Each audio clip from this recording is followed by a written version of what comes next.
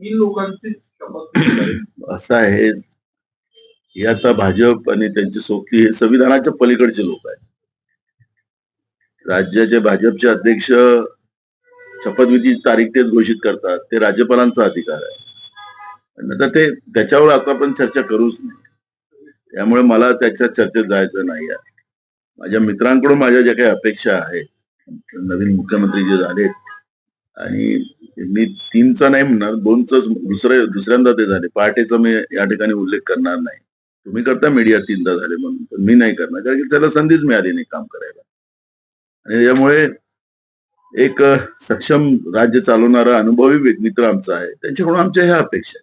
नानाभाऊ, एकनाथ शिंदे शिवाय भाजपने शपथविधीची तयारी केलेली होती अशा प्रकारे संजय राऊत यांनी मोठा दावा केला. मला त्यांच्या अंतर्गत या माहितीच्या भानगडीत जायचं नाहीये. सरकार झालेलं आहे. सरकारकडून महाराष्ट्राच्या जनतेच्या अपेक्षा ज्या आहेत त्या अपेक्षा पूर्ण कराव्यात, सरकारकडून त्या अपेक्षा कराव्यात. त्यांच्या भांडणामध्ये मला पडायचं नाही, काँग्रेसला पडायचं. भाऊ, आपण दिल्लीला गेले होते. बंटी शेळके यांच्यावर ठाणे दाखवा नोटीस पण बजावली होती. ते पक्षांतर्गत बाब आहे, तर ते चाललेलं आहे. त्याच्यानंतरच आपल्याला कळेल. सरकार स्थापन झालं तरी आता कुठेतरी मंत्रिपद मिळावं म्हणून राष्ट्रवादी जे आहे ते शिंदे इतकेच आम्हाला मंत्रिपद मिळवण्यासाठी आग्रही. मला त्यांच्यात जायचं नाही, आमचा तो इश्यू पण नाही. माझ्या अपेक्षा महाराष्ट्राच्या जनतेच्या राहणार आहे आणि त्या अपेक्षा मी सरकारसमोर मांडणं आम्ही विरोधी पक्ष म्हणून आमची भूमिका आहे. त्यामुळे त्यांच्यात काय लाथाड्या होतात आहेत त्या लाथाड्यामध्ये मला जायचं काही कारण म्हणजे तुम्ही जे पाहता त्यावरून तुम्हाला वाटतंय का की तुमच्या मीडियामध्ये जे दाखवतात आहेत, कोणाचे चेहरे मुरझवलेले आहेत, कोणाचे हसरे आहेत, त्याच्यामुळे ते दिसतं तुमच्या मीडियामध्ये. पण मला पडायचंच नाही. आम्हाला काँग्रेसला त्या कोणाच्या लाथाड्यांमध्ये पडायचं नाही. महाराष्ट्र हे प्रगत राज्य व्हावं. महाराष्ट्र आता सुसाट पडणारं राज्य होणार असं त्या ऍड काल मी पाहत होतो. आता सुसाट गुजरातकडे गेलं नाही पाहिजे, एवढीच अपेक्षा आहे. महाराष्ट्रातला विकास महाराष्ट्रामध्ये झाला पाहिजे, एवढंच आमचं मत आहे. हाँ, वो हिंदी में जानना चाहेंगे। 13 दिन के बाद शपथ विधि हुई है, उसमें भी सिर्फ तीन ही एक मुख्यमंत्री और 2 उप मुख्यमंत्रियों ने शपथ लिया है। कैसे देखते हैं? एकदम पहले तो हम हमारे मित्र देवेंद्र फडणवीस को मैं बहुत शुभकामना देता हूँ कि वो राज्य के, आप बोलते 3 बार के नहीं 2 बार के ही है, वो पेट का तो कोई उसका उल्लेख नहीं हो सकता। और हमारी शुभकामना के साथ जो उम्मीद है उनसे कि महाराष्ट्र में बड़े पैमाने में किसानों की आत्महत्या हो रही है, किसान का कर्जा माफ करने की बात इन लोगों ने की थी। इनके जो जाहिरनामा है उसमें भी उन लोगों ने लिखा है, इसलिए तुरंत किसान का कर्जा माफ करना चाहिए और सीधा सरसकट करना चाहिए, सीधे से करना चाहिए, नहीं तो वो अठी डालकर वो नहीं करे। और रही दूसरी बात, युवाओं के लिए विशेष करके महाराष्ट्र में 2-2.5 लाख पोस्ट खाली पड़ी हुई है।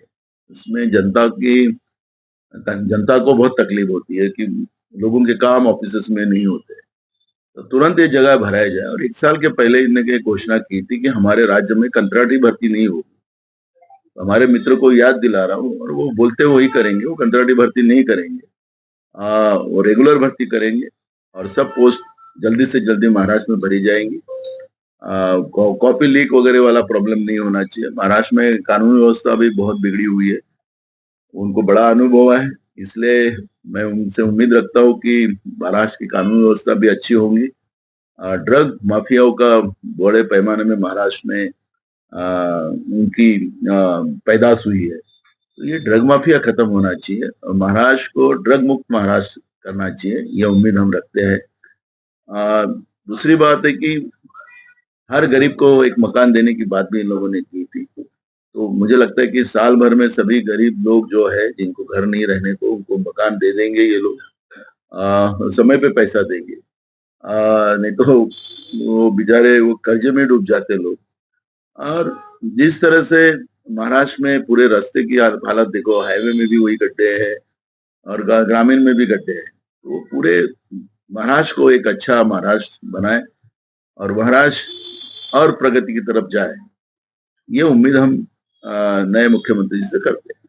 कहीं ना कहीं फिर से एक बार गृह मंत्रालय को लेके मंत्रिमंडल का विस्तार होता है, ऐसी चर्चा है। देखो, मेरा इनके झगड़े में हमें जाना है।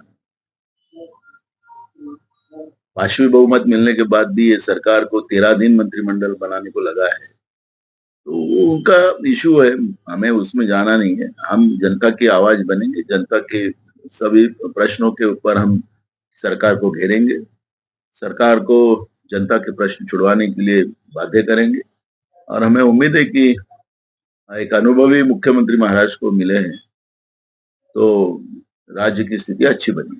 मॅडम, ईव्हीएम बद्दल अनेकांनी शंका व्यक्त केली. तुम्ही पण निवडणूक आयोगाला भेटून आले. ईव्हीएमच्या संदर्भात अनेक पक्ष आवाज उठवत आहेत. सगळ्यांचं मिळून काही पुढे होणार आहे का? निवडणूक आयोगाला भेटून आले. ईव्हीएमच्या संदर्भात अनेक पक्ष आवाज उठवत आहेत. सगळ्यांचं मिळून काही पुढे होणार आहे का? हा जनतेचा आवाज आहे, पक्षाचा नाही. महाराष्ट्रामध्ये जे काही सरकार आता आलेलं आहे याचा नुसतं महाराष्ट्रातच चर्चेचा विषय नाहीये, हा पूर्ण देशामध्ये चर्चेचा विषय झालेला आहे.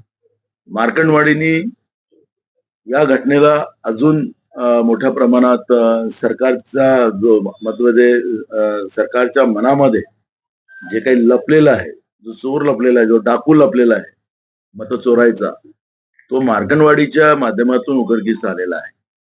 मार्कंडवाडीवाल्यांनी मॉक पोल करण्याची मागणी केलेली होती. काही याला ग्राह्य पकडा, हे निवडणूक प्रक्रियेचा भाग आहे.